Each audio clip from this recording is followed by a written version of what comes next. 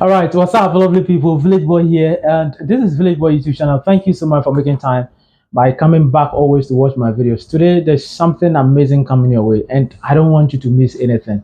Actually, we are in a new country, yes, far away from Ghana, far away from Africa, and we are currently in China. And so far, we've entered this country. There were so many cultural shocks that we saw or we experienced, and we just want to share it with you. But first of all, let me introduce my guest. Today is just a blessing to my audience. I mean, to have this beautiful lady here. You're welcome. Thank you. We really appreciate you so much. My audience really want to, hear you speak. Oh, it's a pleasure. Yeah. So now, introduce yourself to us and we kickstart with the whole thing. Oh, my name is Anais and I am Ivorian, but I school in UCC Confucius Institute. I'm a Chinese major student. That's how come I'm here today. Hey, so you'll be speaking Chinese or you are going to speak English? I'll be speaking English. If you want French, so I can speak, but anyway, English. Okay. I think for that one, you have to give some shout out to the French people who may be watching our videos, right? Salut les gars, c'est Anaïs et j'espère que vous allez aimer cette vidéo. Bisous. Mouah. Oh, that is lovely. That's amazing. Thank you so much, Anais, for making it to my YouTube channel, Village Boy. We are currently in China. This is a new country. I don't know if you have been here before. Have you been here before? No, I've not. You've not been here China before. And there were so many cultural shocks. Can you share some of them? It is going to be like a chit chat, so you talk about it. What I've also seen so far, I'm also going to be talking about it. Okay, since culture is the way of life of people, I'll say their dressing, their food, and everything. So me, one thing that surprised me was we used to see on TV that Chinese people eat weird food and a whole lot of things.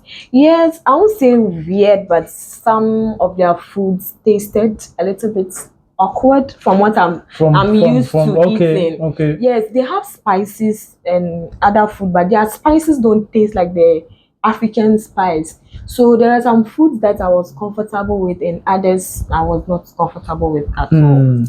And then there is their dressing too. Although they wear normal dresses like we do, but I've noticed that they are more into their culture. So they have more of different traditional dresses that they are very proud of displaying, and I think that's also amazing. Okay. So, what are some of the food that you've tasted so far? The Chinese cuisines, if you can share. I've tasted huo. So far, that's my favorite. So that's what I have in mind. I really love eating it. Yeah. Oh, I see. So, way back at home, what were the foods that you used to enjoy? In your country. For me, I like continental dishes. Continental dishes. Daddy cooks a lot of continental dishes for us. So for me, my favorite is French fries. Actually, I'm French fries. So. I've never tried it before, though. Oh, it's nice. Fried potatoes with fried chicken, and yeah, that's it. But there's no rice in it. Oh no. But why are they calling it French rice? Is it French fries? French? Oh my goodness! Forgive me for that. That's just by the way. Okay, so let's continue with the Chinese. The cultural shocks. You only mentioned of their dressing, their food. Do we have any other things? That you can share. I would say they are very curious because braiding my hair and coming here. I don't know if it was a good decision because actually yes, some people were so curious to understand that you could be standing there and then someone will just bash into you and hold your hair and ask you, is it real? Is that this? So at a point, to avoid a lot of questions, I had to tell them it's my hair. So all they did was to take pictures of it, take pictures with me. And yeah, and actually here in Asia, China to be precise, I have felt like a rock star throughout. A pop star. Because everybody literally wants to take a picture with you because of the skin color, because of the fashion sense, and especially because of the hair. Yeah. But people tend to look at it in a dimension where they see it to be like racism, But I see it to be like Chinese people. They appreciate colors like color complexion. So if they see a color that is way different from their skin color, they try to, like you said, they're very curious. They want to, get close, find out if this thing is real and that kind of. But when they are doing all these kind of things, are you scared? Are you like aside maybe the part where you were excited, like you were seen like a celebrity and that kind of stuff? Yes, I had an experience. We went out sometime, and then it's like they were curious, and then for some people it was more or less like they were becoming kind of aggressive, because without asking for your permission they would just come around you. It's like they want to hold your hair without your consent, and it was becoming so much, so many Chinese people around you. At a point you ask yourself, what are they thinking in their mind? Are they really trying to just hold my hair, or they are Maybe they want to take one offense. I wanted to maybe pull one out and see, and some of them their looks, and then at a point you could see some people actually frown. I won't generalize them to be racist, but I would say they are more curious, and it's like their curiosity pushes them to do some things. We went to other places too, and I think for them they were careful, because they don't know where you are coming from, they don't know you, so they don't want to have any problem with you. So at a point in the buses, some were sitting halfway. It was not comfortable, but if you want to put yourself in their shoes, I think you'll be able to understand. Yeah. That's a great insight you are sharing with us. How about, let's flip the coin. Okay. If a white man comes to your country or a country, is that the same thing that happens there? I mean, people comes around to take pictures with them. I mean, Um, Actually, me, I come from Abidjan, like Cote d'Ivoire, and then it's a country where a lot of foreigners come around. So okay. it's not a big deal to see white people or have castes around. But I've also had this experience where some of my friends who live in the interior parts of the country, that's some of the villages and so, say that when white people come, because we are blacks, and seeing someone with a different color tone, we feel like is the person an alien or something? So they get closer to try also touching their hair, just as they do. Okay. To try touching their hair and to try seeing if their skin can get dirty if you touch them with dirt or something. So I think it's a difference of culture, because seeing a human being so different from the people you've been seeing, it's cause for curiosity. So I think it's normal. Okay, that's great. When it comes to China, language barrier is something that is affecting a lot of people. I mean, Oh, communicating with them, and most majority of them too cannot speak English. yeah. Have you had any encounter where you met someone that you could not express yourself properly, and you had to do some kind of sign? I mean, showing this and that, maybe selecting food at the restaurant. Have you had Oh, any as for that encounters? one, I think it was my daily thing to eat.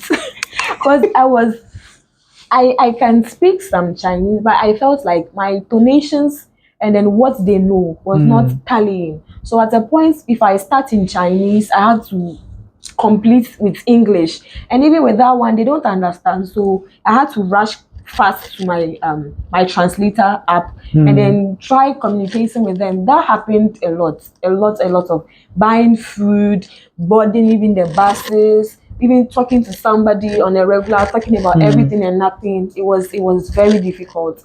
I think they are not really into the English language, so most of them are very ignorant. Even for those who kind of understand the language, you don't understand it that much. So you still need help from something, either your phone or your signs or something. Yeah. Okay, that's a great day. Another one is, what are some of the basic? If you can give us some basics, introduction in Chinese. Maybe someone coming from Africa or maybe other part of the world, where they want to come here, get themselves absorbed into their culture, being able to speak at least the I basic think what one. they should know. What they should know, the basic one. If you can share it with us. Okay, me, I've seen that coming here, what you should need, because what you should need is a translation app. The translation. Because yes, no Okay. matter how good you think your English is, since Chinese is a very different language, you will need the help of your smartphone. Okay. And a VPN.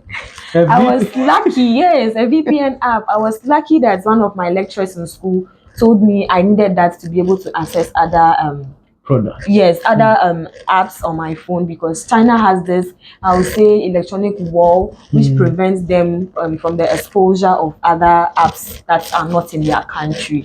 So you will need a VPN as well, and then you need to know the weather or the season in the particular time you want to come. Is it summer? Is it winter? Is it autumn? Is it is it spring? So you know the type of clothing you bring, because you cannot come to China in summer and be bringing winter jackets. You will feel so hot and dizzy and dehydrated. One thing I also want you people to know is, for me personally, I have some few allergies to food. I react to some food, so you should also try and be curious about the things in the food you buy. And if you're not too sure, I would say eat something you are a little bit familiar with. Yes, so me, along the line, one thing that helped me was my favorite food, French fries with chicken. Because at a point I couldn't really identify some ingredients in the food and I reacted to them. So yes. What else? What else can I say? And make sure you make friends when you're coming to China. Put at the back of your mind that you will make good friends, because some of them are very friendly. They want to interact with you as a foreigner being in their country. Just as white people will come to Africa and you want to have connections with them, they also want to have connections with you. So you should be friendly. Don't be so superstitious and having so many beliefs and all that. Yeah, so I think that is it. Okay. So aside all these barriers that we shared, I mean, because speaking the language, their food, and how they dress, and this kind of, what were the positive things that you realized when you speak their language? What do you see on their faces? Oh, they express this unconditional joy when you speak their language. It feels good actually to know that people who are foreigners are able to communicate in your language. It feels like home. Yeah. So with most of them, when they see that you put an effort in trying to speak the Chinese with them, it brings them so much joy. They smile a lot. And I got a friend out of that. Yeah, I got a good friend during my stay here in China. And then when you they ask a lot of questions too about your culture, about your food. So when they see that there are some similarities with your food, they also get happy. One thing I've also noticed is I think I met good people, nice Chinese people. Yeah. So they will like my complexion, my fashion sense, and they will want to take pictures. So If you're black and you're coming to China, please know you will be a celebrity. Everybody will take a picture with you. Burna Boy or Rihanna. So get ready. Yeah. I see. But one thing I realized that Chinese people, with your kind of hairstyle that you brought here, I think that actually also excites the kind of connection and push them to come to you for pictures and others. And I think I have to share this with my audience right now. Always I see Chinese people to be in hurry. Like have you noticed that? Like all the time they are in hurry. You see them. I mean, some of them are eating on the road. I mean, whilst they walk like they're walking on the road. I think that's one thing that I've seen so far, and the things that you shared with us too. They are they're absolute. We'll be wrapping up shortly. Sure. So what? In conclusion, what are some of the things that you can share with our audience, because we are giving value to them, those that wish to come to China, some of the things that they have to know, the culture, how they live here, and when they come here, how they're supposed to also abide by those rules and regulations, or maybe by their culture to be able to survive here. If you share with us, then okay. So to wrap up, I would say for Chinese people, time is money. So as you said earlier, that they are always in a hurry, always in a haste to do things. They believe that the time you waste could be money you could have gotten. So coming to China, you should know that it's not like Africa that we will tell you a program is at 10 and you come at 12. Over here, when it is a time, it is a time. And then one of their culture is they come at least 5 minutes before the program. So coming to China, you should be very, very, very cautious of your time. And then they value their culture so much. This made me understand that no matter where I come from, I should value my culture.